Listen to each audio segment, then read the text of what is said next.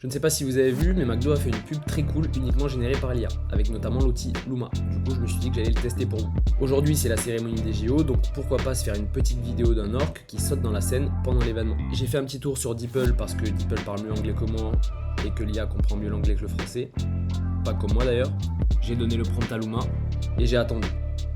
Attendu. Parce que c'était un peu long. Puis il a enfin fini par générer une vidéo. Et n'ayons pas peur des mots, c'était éclaté.